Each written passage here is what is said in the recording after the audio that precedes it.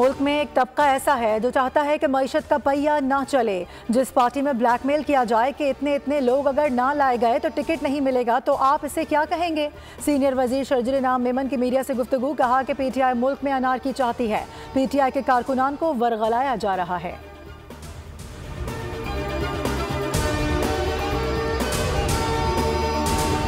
इंसदाद दहशतगर्दी अदालत लाहौर में 9 मई को गाड़ियां जलाने के मुकदमे की समाअत शाह महमूद कुरैशी, उमर सरफराज शीमा, यास्मीन राशिद समेत दीगर मुल्जिमान ने फर्द जुर्म को चैलेंज कर दिया। अदालत ने फर्द जुर्म के खिलाफ दरख्वास्त पर प्रोसिक्यूशन से जवाब तलब कर लिया। केस की मजीद समाअत 25 नवंबर तक मुलतवी कर दी गई।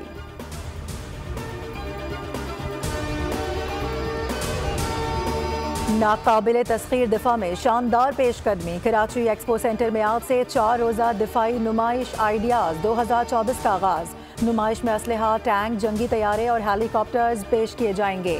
Drones, missile, cyber defence, satellite और इलेक्ट्रॉनिक वॉरफेयर सिस्टम्स भी नुमाइश का हिस्सा।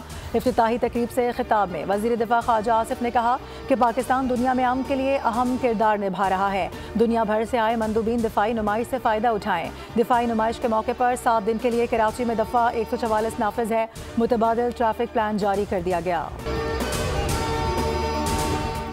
दिफाई नुमाइश ideas 2024 DG ranger Sindh major general Mohammad Shamrez ने बख्तरबंद गाड़ियों और कई स्टॉल्स का दौरा किया।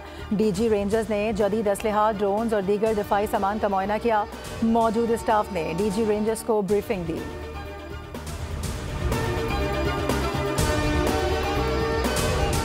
वज़ीर आज़म की ज़ेर सदारत नेशनल एक्शन प्लान पर एपेक्स कमेटी का इजलास आज दोपहर 3 बजे शेड्यूल। बलूचिस्तान और खैबर पख्तूनख्वा में बढ़ती दहशतगर्दी की वजूहात का जायज़ा लिया जाएगा। इजलास में आला अस्करी क़यादत, मुताल्लिका वफाकी वज़राए आला और इंटेलिजेंस इदारों के सरबराहान शिरकत करेंगे।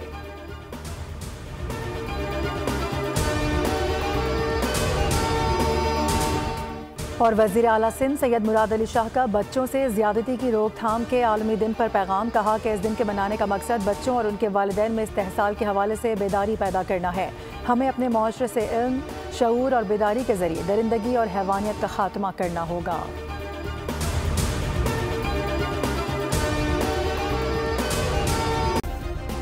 सब्सक्राइब करें और बेल दबाएं ताकि कोई खबर रह न जाए।